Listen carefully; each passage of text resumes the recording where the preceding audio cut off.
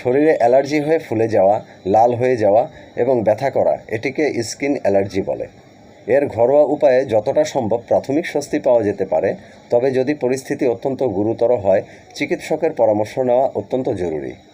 ঘরোয়া উপায়গুলি হলো, একটি পরিষ্কার কাপড়ে বরফ পেঁচিয়ে ফুলে যাওয়া জায়গাটিতে 10 থেকে 15 মিনিট সেঁক দিন। এটি ব্যথা, ফোলা ও লালচে ভাব কমাতে সাহায্য করে। 5 থেকে 6টি তুলসী পাতা ও নিম পাতা বেটে পেস্ট তৈরি করুন, আক্রান্ত স্থানে লাগাতে পারেন। এটি জীবাণুনাশক ও অ্যান্টি অ্যালার্জিক কাজ করে।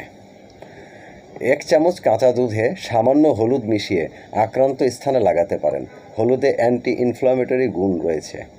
অ্যালোভেরা জেলও লাগাতে পারেন। খাঁটি অ্যালোভেরা জেল ফুলে যাওয়া ও জ্বালাভাব কমাতে দারুণ কার্যকর। ভিতর থেকে আরাম পেতে হলে তাজা পানি ও ডাবের পানি বেশি বেশি পান করুন। শরীর ঠান্ডা থাকবে, অ্যালার্জি আস্তে আস্তে কমবে। কালিজিরা পানীয় পান করা যেতে পারে। 1 চামচ কালিজিরার গুঁড়ো হালকা গরম পানিতে মিশিয়ে দিনে 1 থেকে 2 বার পান করতে পারেন।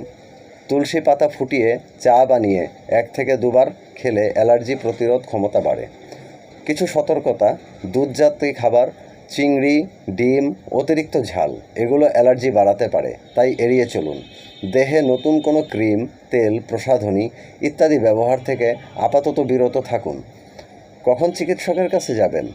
যদি অ্যালার্জি স্থানে যে জায়গাটা ফুলে গেছে ওই অংশ থেকে যদি পুজ অথবা ফোড়া দেখা দেয়, শ্বাসকষ্ট অথবা জ্বরও যদি দেখা দেয়, অ্যালার্জি যদি ঘরোয়া উপায় অবলম্বন করার পরেও 2 থেকে 3 দিনের মধ্যে যদি না কমে, অবশ্যই ডাক্তারের কাছে যান। ডাক্তারের পরামর্শ অনুযায়ী ওষুধ সেবন করুন। ধন্যবাদ।